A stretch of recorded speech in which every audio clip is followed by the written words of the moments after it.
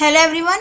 Today we'll discuss about the biochemistry and the classification of the lipids and the fatty acid part 2. Previously in the part 1 we discussed about the simple lipids and the compound lipids, and in the compound lipids about the nitrogen containing group only. Now phospholipid containing phosphoric acid and the non-nitrogen containing group are first of all the phosphatidyl inositol. Now as the name says inositol, so here the phosphatidic acid is esterified to inositol. As you can see in this diagram, this is the inositol head. Now over here the phosphatidyl inositol biphosphate or the PIP2 is present in the biomembranes. Okay, and this compound plays a very vital role in the mediation of hormone action on the biomembrane and act as a secondary messenger. Next is the phosphatidylglycerol and the cardiolipin. Now other name of cardiolipin is the diphosphatidylglycerol. Now over here in the phosphatidylglycerol, as the name says, glycerol, so of course it is formed by the esterification of phosphatidic acid to the glycerol. Phosphatidic acid to the glycerol. When two molecules of phosphatidic acid are linked with a particular molecule of glycerol, diphosphatidylglycerol or the cardiolipin is formed. Now it is a major lipid of mitochondrial membrane. This cardiolipin is very important in the mitochondrial membrane, and commercially remember it is extracted from the myocardium.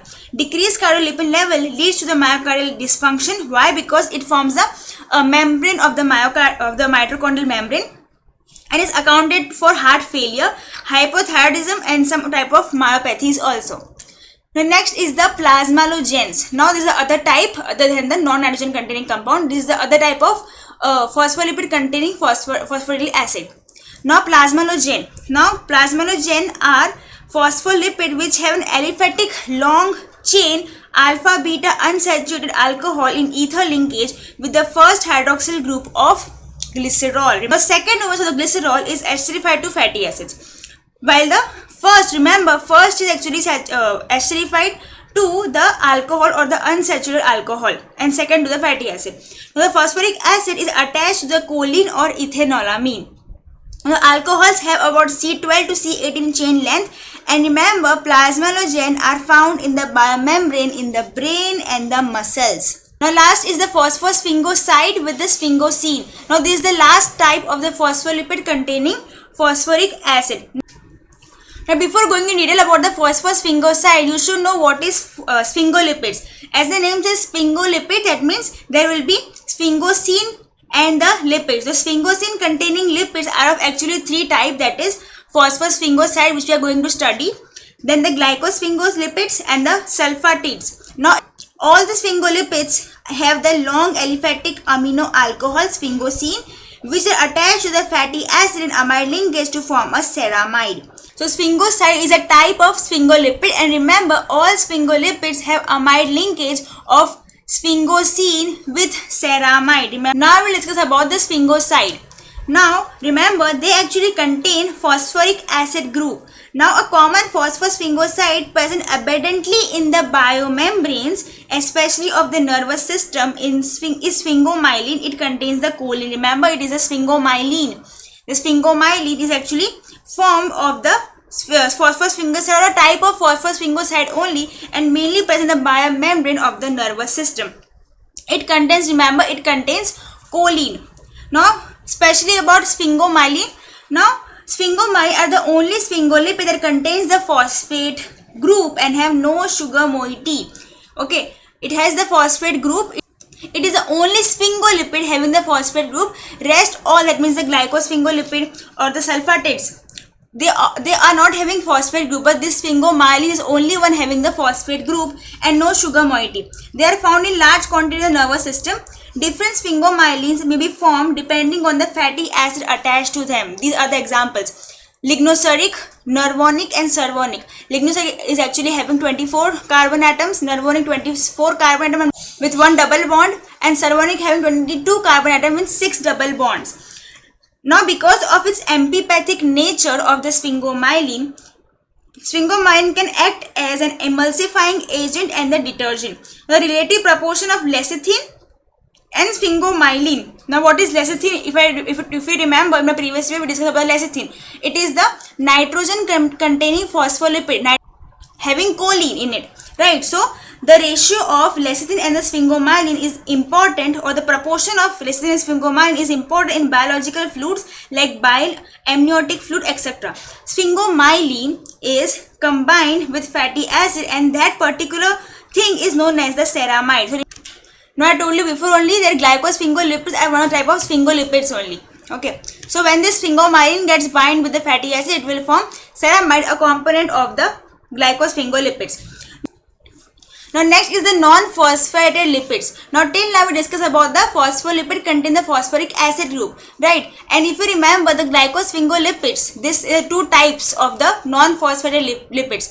Now these two types, the glycosphingolipid and the sulfolipids, are actually, if you remember, we discussed about this previously also over here in the sphingolipids. These are the types of sphingolipids, but why they are not discussed over here? Because they are not having phosphate group. Only phosphosphingoside is actually having phosphate groups. That's why it is discussed, or is actually kept in the phospholipid contain phosphoric acid group, right? While this glycosphingolipid and the sulfolipid are actually characterized in the non-phosphated lipid because they are not having any other phosphate group. Now in the glycosphingolipid we have further three types: cerebroside, globoside, and the ganglioside. Now first of all, what is this cerebroside? Cerebroside is actually, they are seen widely in the nervous tissue, and this is group of lipid do not contain phosphoric acid. Instead of, they contain the carbohydrate and the ceramide. So the ceramide is combined with a particular glucose unit. Okay, no other monosaccharide, only one monosaccharide unit, it will form the cerebroside. Ceramide with particular only one monosaccharide is known as the cerebroside. Now the globoside. When the cerebroside, or we can say ceramide plus glucose, actually combines with further two molecules of monosaccharide, or in other words, when they contain two or more hexose or hexosamine attached to a particular this ceramide molecule, they will form a particular globoside. Okay, so example we can consider over here is the cerebroside plus glucose and galactose. It will form lactosyl ceramide. Remember, lactosyl ceramide is a component of the erythrocyte membrane. Now next is the ganglioside. Okay, in this the ceramide oligosaccharide. Now what is ceramide oligosaccharide? It is the another name of globoside. So globoside is also known as the ceramide oligosaccharide. So when the ceramide oligosaccharide or the globoside combines with NaNA or the sialic acid, when this combine with the sialic acid or NaNA, it is formed ganglioside. It forms the ganglioside, also known as a GM3. And just remember one more important thing about the ganglioside is that ganglioside contribute to the stability of the paranodal junction and the ion clusters or the ion channel clusters in the myelinated nerve fibers. Now next is the sulfolipids. What are sulfolipids? They are the sulfatates. These are formed when the sulfate groups are attached to the ceramide oligosaccharide, means to the globoside. When the sulfate group is attached, it will form the sulfolipids. Now further in the sulfolipids, we are having sulfated cerebroside, sulfated globoside, and the sulfated ganglioside, just like this, just like the glycosphingolipids. Now the other classification of the lipids is the derived lipids. Now in derived lipids, we have fatty acids, steroids, prostaglandins, leukotrienes, terpenes, dolichos, etc. Here we discuss about the fatty acids. Now in the fatty acid, you all know that they are mainly included in the derived lipid group, and it is the most common component of the lipid in the body. They are generally found in the ester linkage in different classes of the lipids. Now remember, fatty acids are the aliphatic carboxylic, okay, straight line chain. Okay, aliphatic carboxylic acid have the general formula RCOOH, means this R and COOH group, where or general formula, where the COOH is the carboxylic acid group. Now these are some of the example of the fatty acids. These are the fatty acid in the body or in the nature. Next is the saturated and the unsaturated fat. Now the saturated fatty acids are the as you can see over here, these are the acetic acid, butyric, caproic, capric, lauric, myristic, palmitic, stearic, arachidonic. They are example of the saturated. Even the propionic acid is the saturated fatty acid. Now these rest are the example of the unsaturated fatty acids. Now let's talk about the saturated and the unsaturated fatty acid in detail. Now first of all, this saturated fatty acid are actually present in the meat, butter, dairy products, and the unsaturated fatty acid mainly found in the vegetable oils. Now these are mainly solid at room temperature. Why? Because they are saturated, so they will be having only one bond, single bond. Okay, and as because of this, their breakdown will be difficult, and so they have high melting point, and so solid at room temperature. While over here in the unsaturated, we will be having the double or triple bonds between the carbon atoms, and so they have low melting point, and so they are liquid at room temperature. They increase the level of bad cholesterol in the body because they have LDL, that means the low density lipoprotein. While this unsaturated fatty acid actually increases the level of good cholesterol, that means HDL, high density lipoprotein.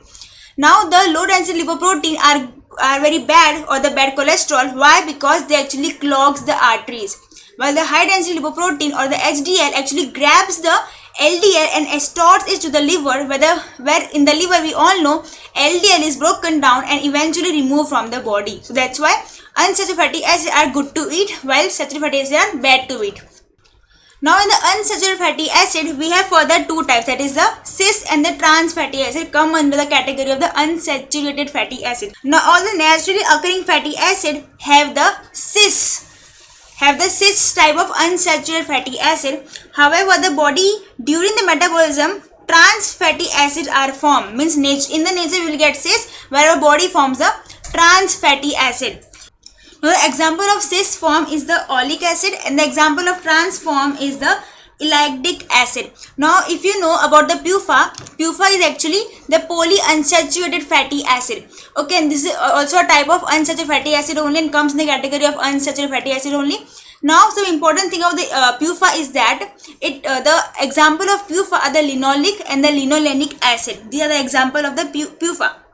They are also known as the essential fatty acids. Why? Because our body cannot form this particular acid, and so we need them to be supplied by outside. So we need to eat them, and so they are also known as the essential fatty acid. Now unsaturated fatty acids are also designated as omega-3, omega-6 and omega-9. Now in the omega-3 we are having the linolenic acid.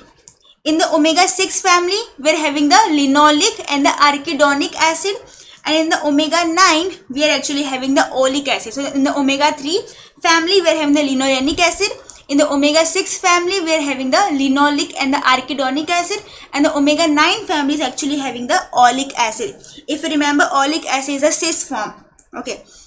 And the arachidonic acid is the precursor of the prostaglandin, and the arachidonic acid can be synthesized in the body if the essential fatty acids are supplied in the diet. Now also remember, eicosanoids are derived from the arachidonic acids only, and this arachidonic acid is actually having 20 carbon atoms in it. And also pantenoic acid are present in the fish oils, and they are of great nutrition importance, having the omega-3 unsaturated fatty acid. Now next is the trans fatty acid. They are mainly present in dairy products and in the hydrogenated edible oils. They generally considered to be injurious to health and are mainly used for preparing such oil containing foods. Now they are usually used in the food industries as they increase the shelf life of the fried food and actually act as a type of preservative only.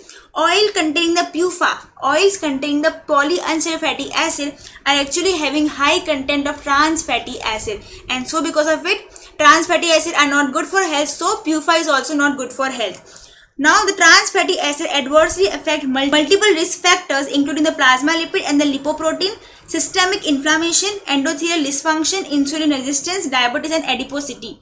It is high in processed food and the bakery products, where partially hydrogenated vegetable oils are used for cooking, because in that they particularly use partially hydrogenated or the partially oxidized oil, okay, which also knows the rancidity of the fatty acid. We discussed about the rancidity in the previous video only of the part 1, that in the rancidity of the fatty acid, what happens is there is partial hydrogenation or the partial oxidation, okay, and because of that free radicals are released and actually causes a lot of problems in the body. So same way occurs over here also.